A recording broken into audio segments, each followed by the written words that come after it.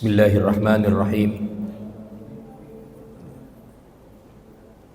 Assalamualaikum warahmatullahi wabarakatuh.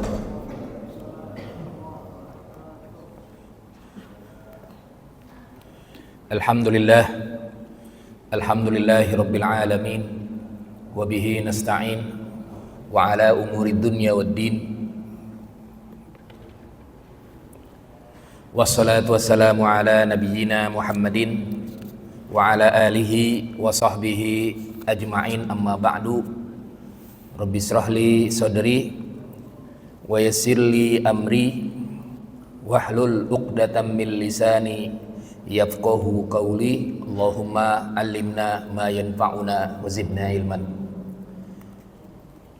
Yang saya hormati pengurus DKM Masjid JGC, jamaah salat maghrib yang dirahmati oleh Allah Subhanahu wa Ta'ala. Sambil menunggu waktu Isya, kita akan melanjutkan kajian fikih kitab Kifayatul Akhyar. Pada maghrib kali ini adalah sampai pada bab Kitabul Hudud, yaitu tentang masalah had dalam fikih jinayat.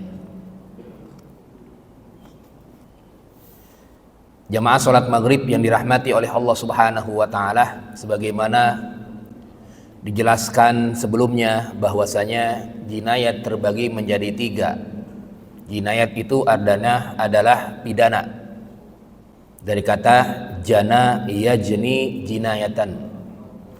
Dalam bahasa Indonesia disebut dengan pidana. Ada 3 bahasan besar. Yang pertama adalah jarimatul qisas, yang sudah kita bahas tentang jarimatul qisas. Ketika seseorang membunuh, maka hukumannya ada beberapa cara. Kalau membunuhnya disengaja, maka hukumannya adalah hukuman qisas. Kalau hukumannya tidak disengaja, maka hukumannya adalah diat. Tentu diat ada yang diat mughallazah, ada yang diat mukhaffafah. Tapi yang penting dia tidak ada niat untuk membunuhnya. Sedangkan kalau dia ada niat membunuhnya berencana, maka dalam pidana Islam disebut dengan hukumannya adalah hukum qisas, kecuali keluarga korban memaafkannya, sehingga dari hukuman qisas bisa menjadi hukuman diat. Sedangkan dalam hukum Islam, bahwasanya fikih jinayat ini atau hukuman qisas dan hukuman-hukuman lainnya mesti dieksekusi oleh pemerintah, sehingga tidak bisa masyarakat muslim mengeksekusi pribadi-pribadi. Walaupun komunitas-komunitas masyarakat tetap tidak diperbolehkan, karena yang menjadi syarat adalah pemerintah yang melakukan eksekusi. Bedanya apa jarimatul qisas dengan jarimatul hudud yang akan kita bahas?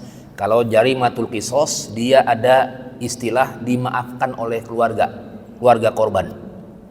Kalau jarimatul hudud tidak ada pemaafan. Kalau dia menjalankan had-had atau menjalankan kejahatan-kejahatan yang telah digariskan di dalam Al-Quran maupun di dalam hadis dan sampai ke ranah pengadilan, maka tidak ada yang namanya disebut dengan memaafkan oleh keluarga korban. Jadi nggak jadi dihukum, tidak ada. Kalau yang hudud, salah satu jarimatul hudud yang pertama yang akan kita bahas adalah jarimatul zina, yaitu adalah perzinahan. Kenapa sebabnya perzinahan? Karena perzinahan ada di dalam Al-Quran, di surat An-Nur ayat 2, fajlidu kulla wahidin minhuma mi'ata jaldah. Ada di dalam Al-Quran, ada di dalam hadis Nabi Muhammad SAW. Jadi yang disebut dengan jarimatul qisas dan jarimatul hudud adalah ada dalilnya di dalam Al-Quran maupun di dalam hadis.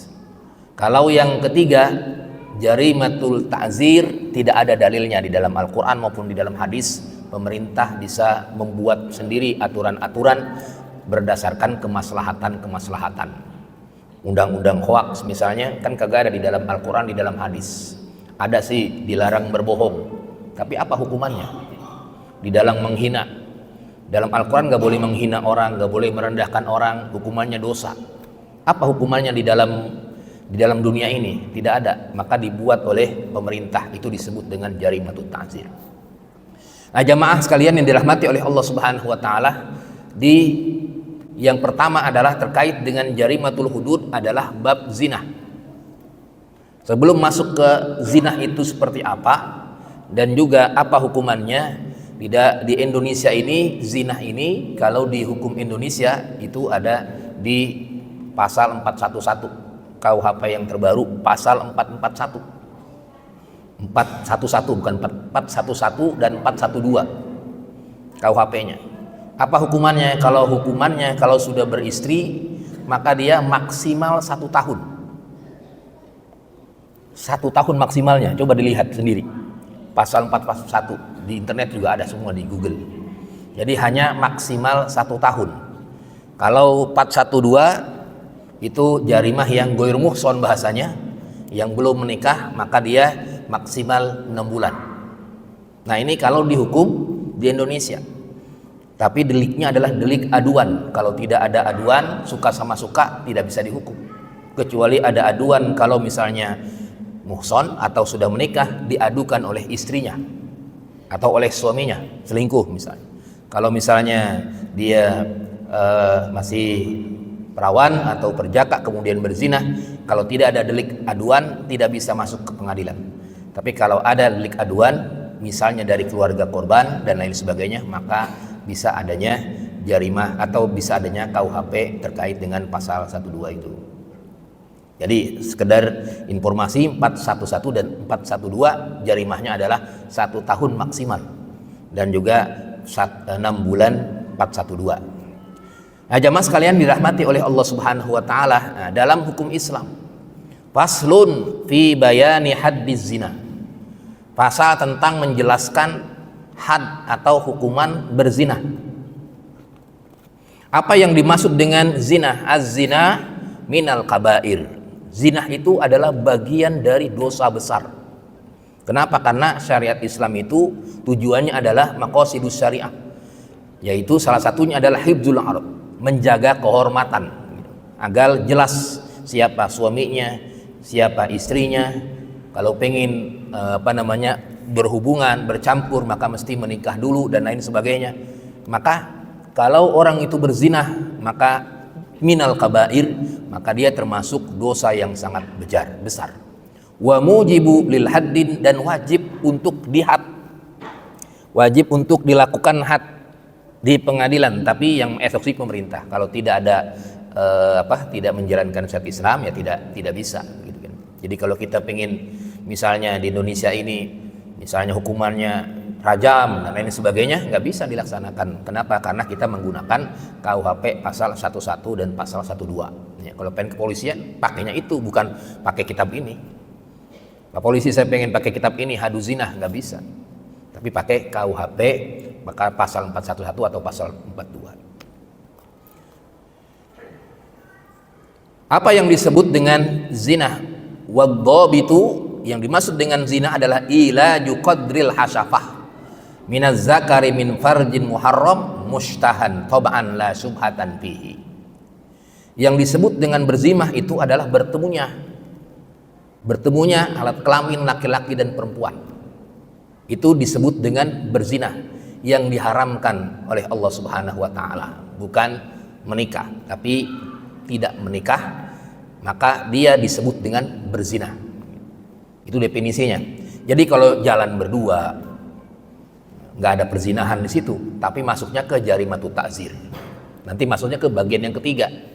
Bagaimana hukumnya? Kan dalam Al-Quran atau dalam hadis Nabi Muhammad SAW tidak boleh perempuan dan laki-laki yang bukan mahram jalan berdua. Apa hukumannya? Tidak ada di dalam Al-Quran. Hukumannya apa? Jarimatut ta'zir. Dibuat oleh pemerintah. Kalau dibuat oleh pemerintah maka jarimatut ta'zir. Berapa kira-kira hukumannya? Apa di penjara 1 bulan, 2 bulan dan lain sebagainya. Tapi kalau misalnya berzina, definisi berzina ini itu mesti dia bercampur benar. Bukan hanya itu saja. Kalau ke arah pengadilan, maka dia mesti ada 4 orang saksi. Jadi sangat berat sekali kalau pengen melaju ke pengadilan itu. Kenapa? Karena memang hukumannya berat. Karena terkait dengan kehormatan seseorang. Apalagi nanti ada bab menuduh berzina. Kalau ada orang menuduh berzina, maka ada hukumannya lagi, ada hadnya lagi. Sehingga tidak bisa sembarangan menuduh berzina, jamaah sekalian yang dirahmati oleh Allah Subhanahu wa taala. Jadi yang dimaksud dengan zina adalah bertemunya alat kelamin laki-laki dan perempuan itu yang diharamkan oleh Allah Subhanahu wa taala. Maka itu disebut dengan berzina. Summa in kana zani muhsonan. Ketika orang yang berzinah itu muhsonan, dia sudah menikah. Muhson itu artinya sudah menikah. Fahadduhu ar-rajam, maka hadnya itu adalah dirajam.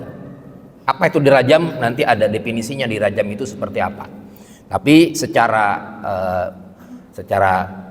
mudahnya dirajam itu adalah dilempar batu sampai dengan dia meninggal, disaksikan oleh semua masyarakat yang ada di sekitar situ.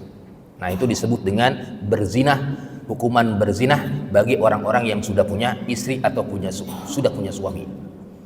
Jadi dilemparkan dengan batu itu, kemudian sampai dia meninggal, itu dirajam. Itu disebut dengan rajam. Fahadduhu ar-rajam wala jilda ma'ahu, dan tidak ada jilid baginya.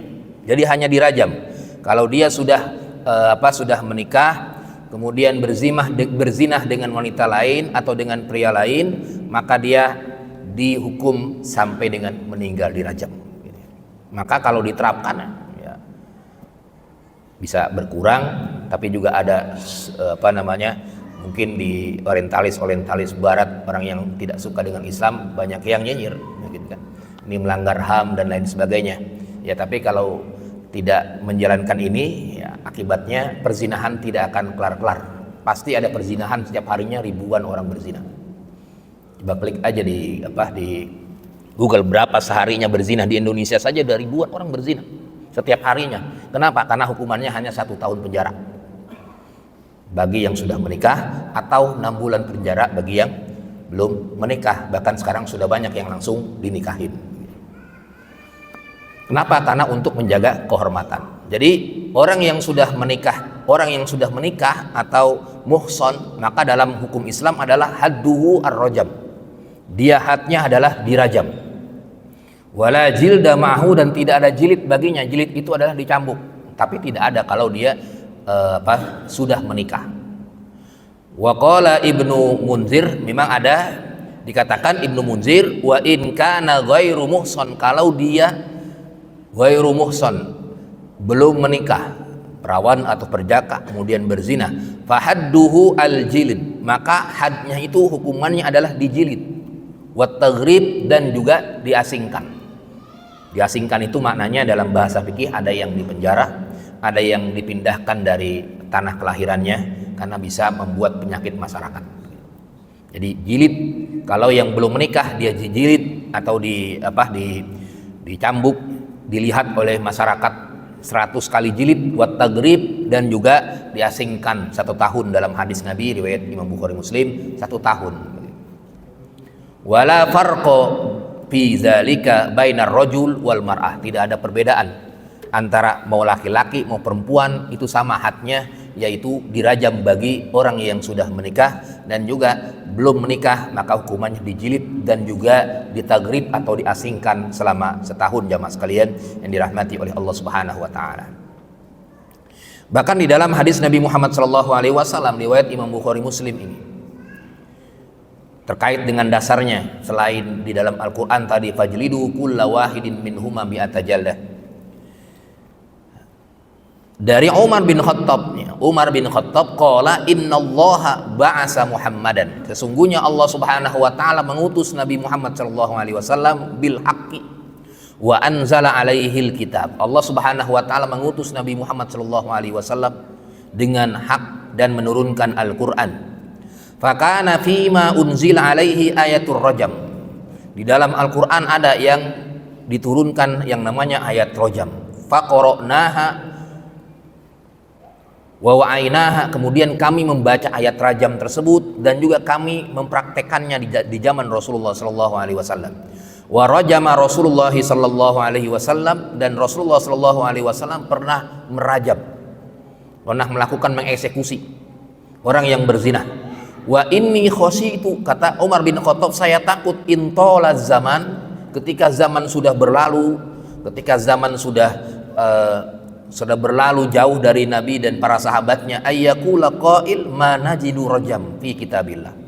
Ada orang yang berkata, kami tidak menjalankan rajam di Al-Quran, fayadillu bitarki faridatin anzalahullah. Kemudian mereka akhirnya meninggalkan sesuai dengan yang Allah turunkan di dalam Al-Quran maupun di dalam hadis Nabi Muhammad SAW. Ya, akhirnya kenyataannya di zaman sekarang tidak dipakai lagi ini ayat atau hukuman rajam dan hukuman jilid ini. Yang ada adalah hukuman masing-masing negara. Masing-masing negara melakukan tersebut. Ya, tapi yang menjalankan hukuman rajam dan juga hukuman jilid ada di beberapa negara Timur Tengah. Beberapa negara Timur Tengah yang menjalankan hukuman rajam dan juga hukuman jilid begitu. Tapi orang yang imannya nggak kuat, ya akhirnya dia berzinahnya di luar negeri, begitu. Di luar negaranya berzina kemudian balik lagi. Jelas nggak kena kalau begitu, tapi kalau di negaranya dia pasti kena, dirajam atau dijilid. Jamaah sekalian dirahmati oleh Allah Subhanahu wa taala. Farrajam haqqun ala man zana minar rijali wan nisa. Rajam itu adalah hak yang diturunkan kepada orang yang berzinah, baik itu laki-laki maupun perempuan, iza kana muhsinan, kalau dia sudah menikah, iza qamatil bayyinah, apabila sudah jelas bukti-bukti dan saksi-saksinya, au kana hamila, atau dia hamil, au i'tarofa, atau dia mengakui. Jadi ada yang mengakui, kemudian ada yang hamil. Anak siapa ini hamil nih? Kemudian suaminya menolak ini anaknya dia. Kemudian juga ada yang mengakui, ada yang menuduh berzinah dan lain sebagainya. Rawahus Saikhani, hadis riwayat Imam Bukhari Muslim, jamaah sekalian dirahmati oleh Allah Subhanahu wa taala. Dan ini dasarnya terkait dengan dalam Al-Qur'an maupun di dalam hadis Nabi Muhammad SAW terkait dengan ayat terkait dengan rajam maupun terkait dengan jilid bagi zina yang muhsan atau yang ghairu muhsan. Jamaah sekalian dirahmati oleh Allah Subhanahu wa taala, ya. Di sini ada dikatakan para ulama, yushtaratu fit taghrib ayyakuna ila masafati taksuru fiha shalah. Yang disebut dengan tagrib itu adalah ketika seseorang itu berzinah tapi belum nikah, kan hukumannya adalah dicambuk 100 kali, mi'ata jaldah dalam Al-Qur'an surat Nur. Dan juga tagrib itu adalah diasingkan. Dan jarak diasingkan ini adalah minimal dia masafatul qasr, kata para ulama, jaraknya adalah minimal ketika dibolehkannya qasr. Berarti kalau 80 km ya berarti kalau daerahnya di Jakarta dia mesti ditaruh di daerah Bandung atau dipenjara di daerah Bandung, diasingkan selama setahun dan lain sebagainya. Nah, ini yang dijelaskan bahkan dipraktekkan di zaman para sahabat, li anna Siddiq radhiyallahu anhu, karena Abu Bakar Siddiq juga gharraba ila fadak. Abu Bakar Siddiq itu dia mentaghrib, mengasingkan orang yang berzinah ke daerah Fadak, daerah yang jauh sekali dari Madinah, itu jauh 100 kilometeran. Wal Faruq Umar, dan Umar bin Khattab khalifah yang kedua, ila Syam, bahkan ke Syam, dibuang ke Syam itu orang yang berzinah itu. Wa Utsman radhiyallahu anhu, dan Utsman radhiyallahu anhu ila Misr, orang yang berzina itu dibuang ke Mesir, dianggap sebagai penyakit masyarakat. Wa Ali radhiyallahu anhu, dan Ali radhiyallahu anhu ilal Basrah, ke Basrah, dibuang ke Basrah. Basrah itu sekarang Irak. Nah, ini di dalam hadis Nabi Muhammad SAW dari Ubadah, riwayat Muslim dan juga riwayat Abu Daud, Imam Tirmidzi dan Ibnu Majah.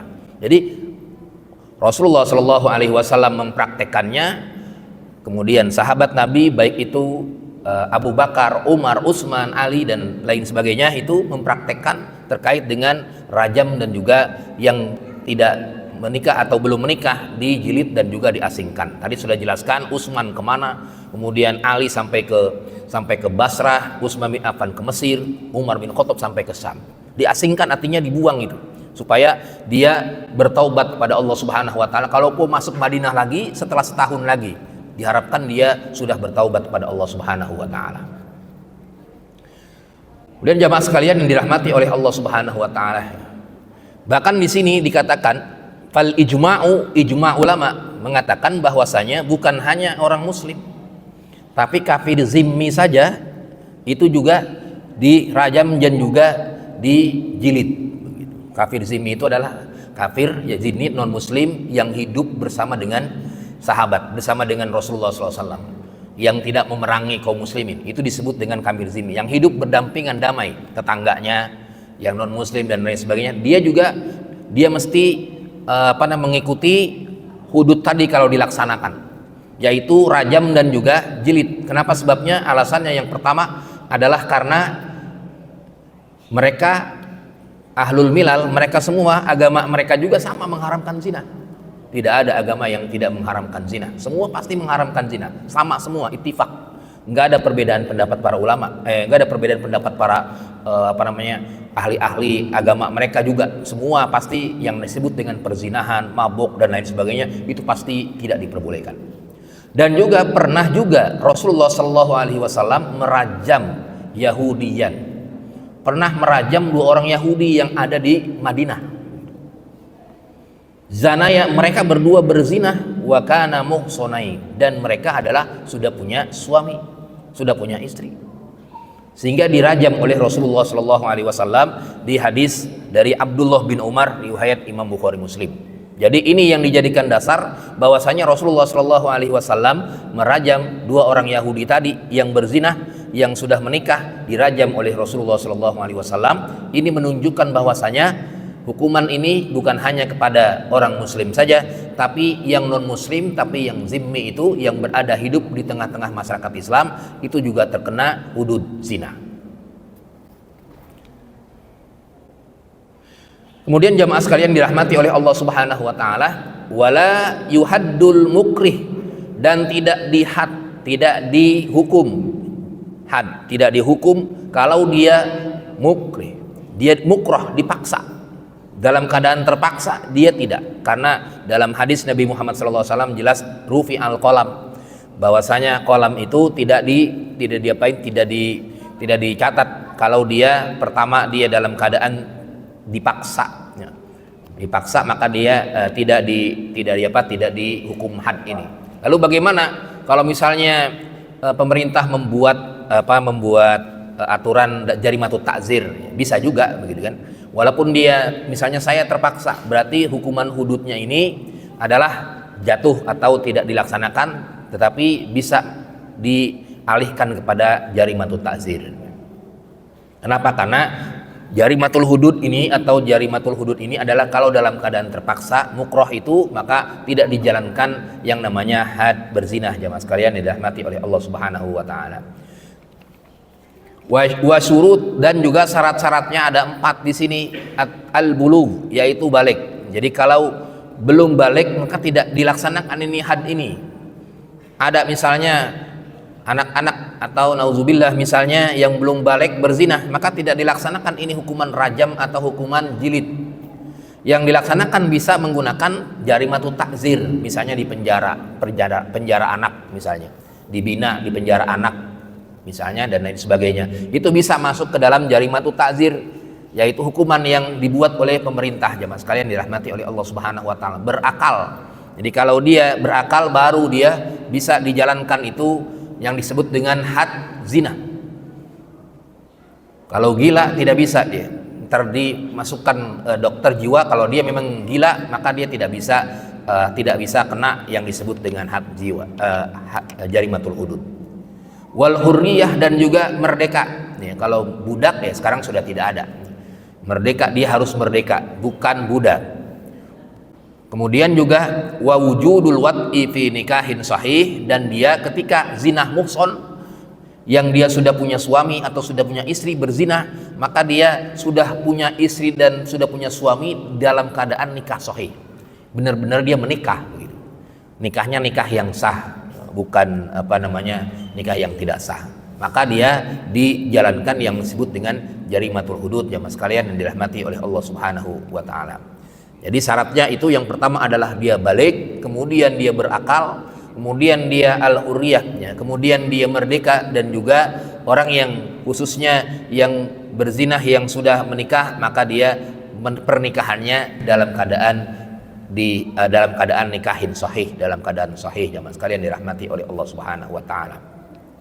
Wal abdu wal amatu hadduhuma nisfu haddil hur, bahwasanya hamba sahaya dan juga amat, budak baik laki-laki maupun perempuan, maka dia hukumannya adalah setengahnya. Kalau dirajam dia tidak terkena dirajam.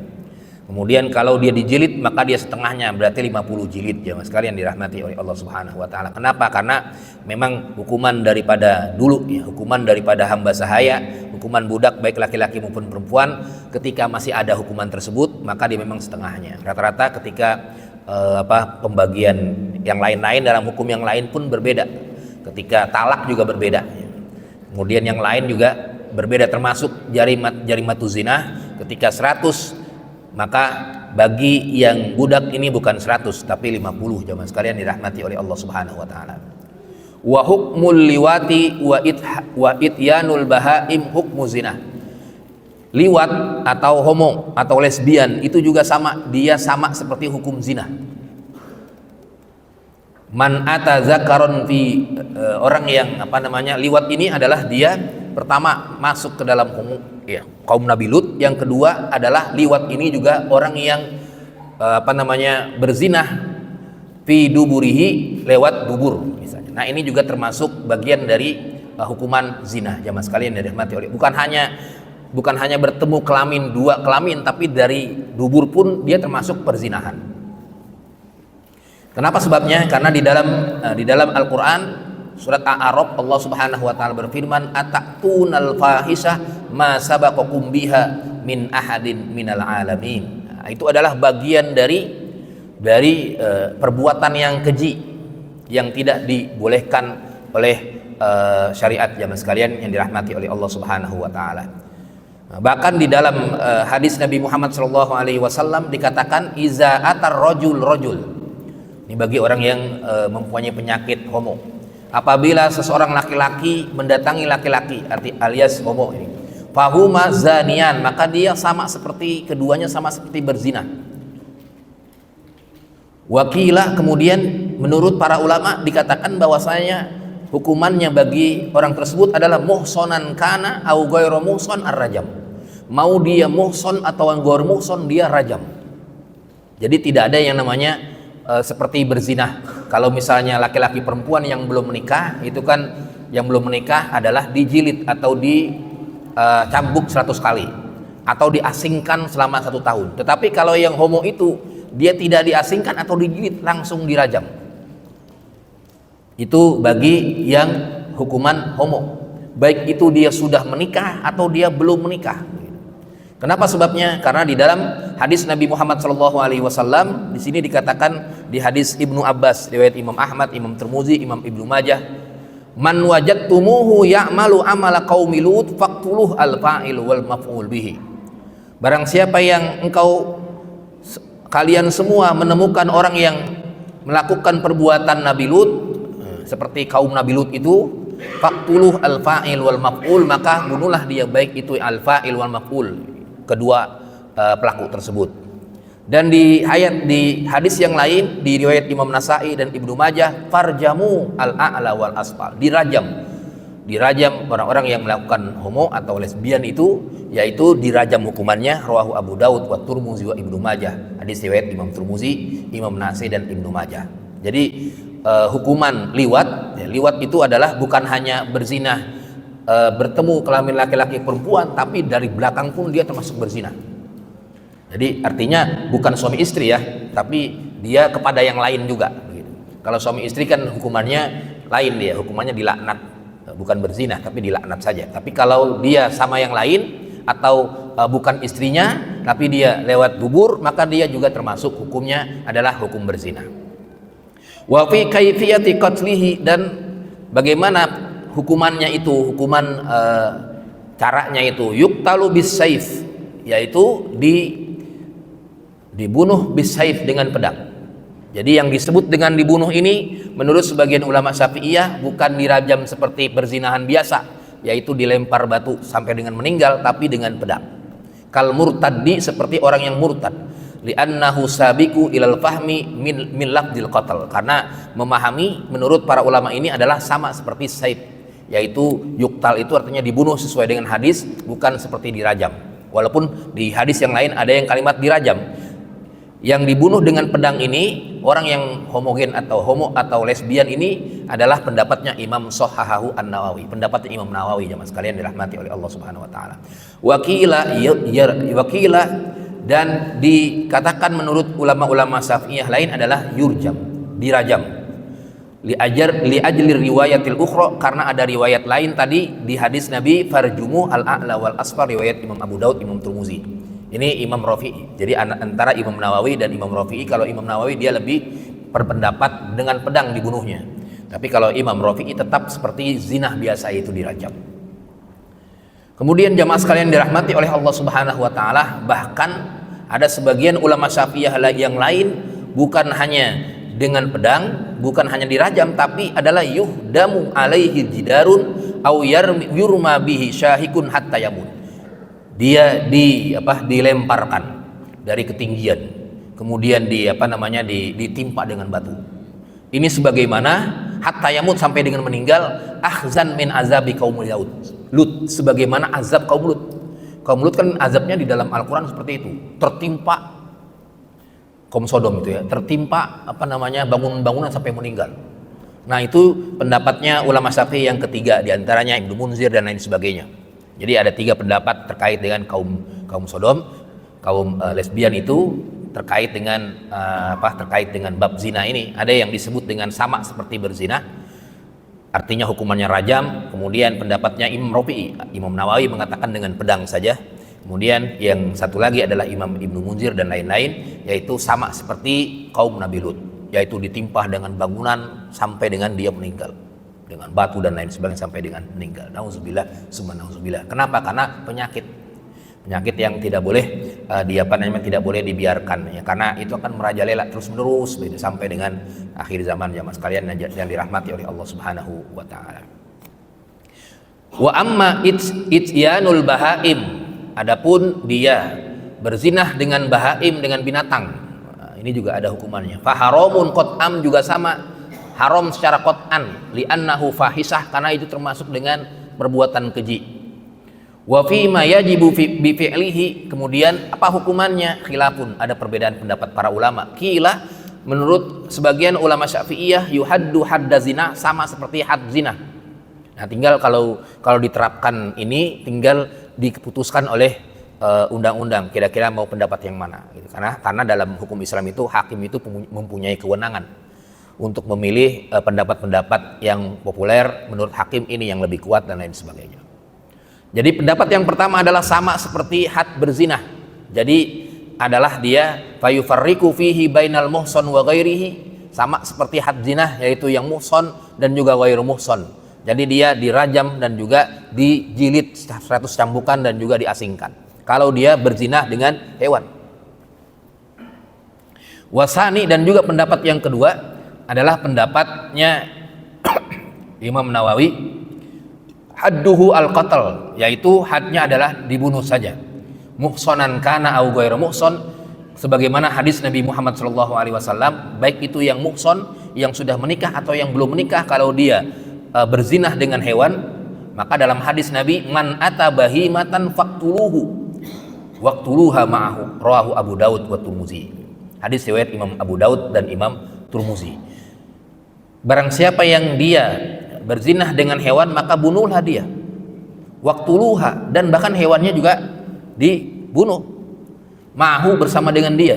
Nanti dia akan menjadi saksi nanti di hari kiamat nanti perbuatan-perbuatan dia, jamaah sekalian dirahmati oleh Allah Subhanahu wa taala. Wakila, dan juga pendapat yang ketiga adalah yajibut ta'zir, yaitu ditakzir. Takzir itu artinya diserahkan kepada pemerintah. Apa kira-kira perbuatan tersebut, apakah dihukum seperti apa? Nah, ini diserahkan kepada pemerintah.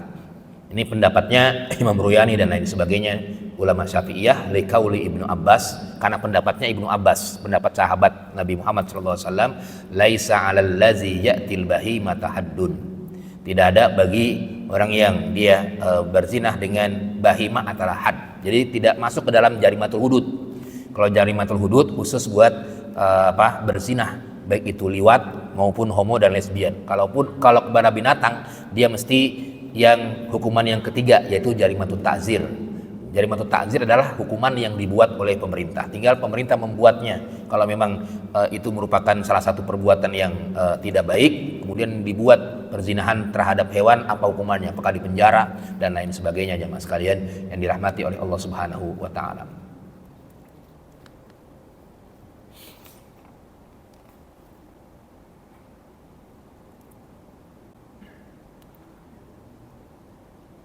Sampai di sini ada diskusi jamaah sekalian terkait dengan pasal perzinahan.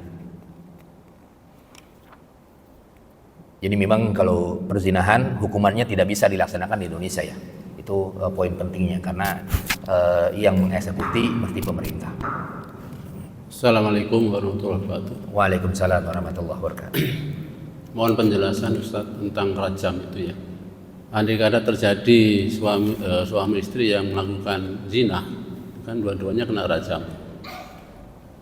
Bagaimana kalau dia ingin dikisos, ingin dirajam, tapi dia melarikan diri dua-duanya, kemudian dia malah nikah di tempat lain, daerah lain yang jauh, dia nikah sekalian, kemudian sampai 5 tahun dia kembali ke daerahnya itu, tapi aman. Apakah rajam itu bisa batal karena seperti itu? Itu pertama. Termasuk KUHP 411 sama 412 itu juga terjadi, seorang yang zina tapi lakinya tuh lari 10 tahun, lari pulang aman lagi. Ini apakah juga termasuk suatu batal? Kemudian yang ketiga, ada suami istri, biasanya wanita itu menopause cepat ya, menopause-nya. Kemudian suami masih gagah, masih perkasa, tidak bisa meladeni suami.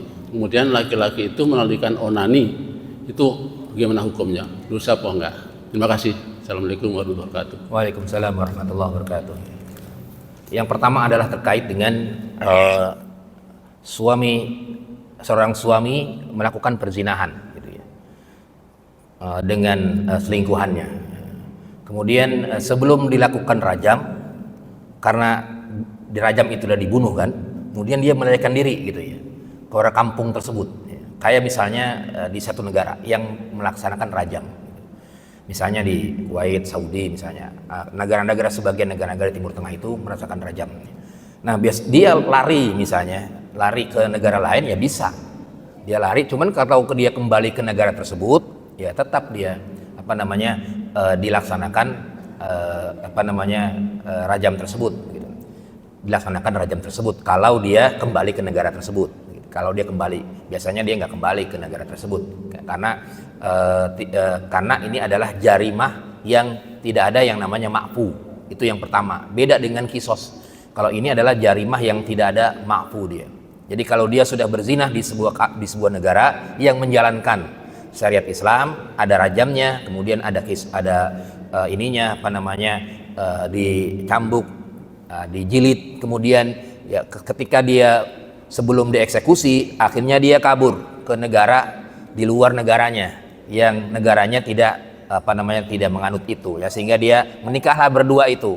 Kemudian 10 tahun lagi kan tadi, kemudian kembali lagi ke situ. Kalau dia kembali ke negara tersebut, maka tetap dilaksanakan itu. Kalau dia kembali ke negara tersebut. Sekali lagi kalau itu ya. Nah, kalau di Indonesia gimana? Kalau di Indonesia misalnya pasal 411, 412, kemudian dia berzina 1 tahun penjara, ya rata-rata yang, tapi ingat itu delik aduan. Jadi kalau istrinya melaporkan atau suaminya melaporkan, dipenjara 1 tahun. Nah, kemudian sebelum dia eksekutif begitu, dia kemudian kabur ke daerah lain, atau kemudian balik lagi begitu kan, kabur ke daerah lain, balik lagi. Gitu. Apakah ada kalau masih di dalam hukum Indonesia itu kan namanya DPO, artinya kalau hukumannya belum terlaksanakan ya tidak bisa diampuni begitu, kecuali kalau istrinya mencabut delik aduan itu. Kan sekarang banyak yang mencabut laporan ya, kalau sudah terlalu lama udah cabut aja laporannya dan lain sebagainya, 10 tahun lagi kembali begitu. Jadi tetap ya, kalau dalam hukum Islam tidak ada yang namanya ketika kembali lagi ke negaranya akhirnya dia sudah menikah ini. Nah, tapi tetap aja ketika dia berzina, nah dia adalah termasuk berzina yang dirajam itu. Nah kalau misalnya yang dihukum di Indonesia ini, tetap kalau misalnya ada delik aduan, tetap dia dipenjara 1 tahun atau 6 bulan itu pasal 11 itu. Nah kalau dia kabur atau kalau dia menghilang dan lain sebagainya, 10 tahun kemudian dia balik lagi, nah dilihat apakah yang melaporkan itu mencabut delik aduannya atau tidak gitu.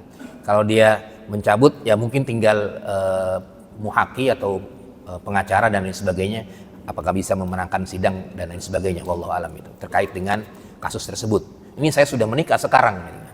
Kalau yang hukum Islam kan tetap, ya kalau ini saya sudah menikah sekarang, bukan perzinahan lagi, tapi secara hukum kan dulu dia berzina, kan sudah ada laporannya. Wallahu a'lam bishawab. Kemudian yang tadi yang terakhir itu terkait dengan onani. Ya. Mazhabul jumhur, Malikiyah, Syafi'iyah, bahkan juga Hanafiyah itu yang namanya onani itu adalah haram, perbuatan yang haram, tidak diperbolehkan. Kalau pengen melampiaskan syahwat, maka yang halal dengan istrinya atau dengan berpuasa, begitu kan. Manistato aminhumul ba'ah kan dalam hadis, barang siapa yang dia mampu untuk menikah, maka nikahlah. Kalau dia tidak mampu maka berpuasa, begitu. Bukan melakukan onani tersebut. Memang ada sebagian ulama, kalau tidak salah itu mazhab Imam Ahmad yang membolehkan, tapi pendapat yang rajih adalah tidak diperbolehkan karena itu termasuk dengan syahwat. Syahwat itu artinya kan dia takhayul, hayal di dalam otaknya itu pasti menghayal ketika sedang melakukan onani tersebut. Ya, sehingga pendapat yang kuat kata para ulama itu adalah onani termasuk diharamkan kecuali dengan suami dan istri. Nah, suami dan istri itu beda, harsun lakum. Nisa hukum harsun lakum itu berbeda. Tapi kalau dia onani sendiri, maka dia termasuk bagian yang diharamkan menurut pendapat kebanyakan para ulama. Wallahu a'lam bishawab. Ada lagi jamaah sekalian?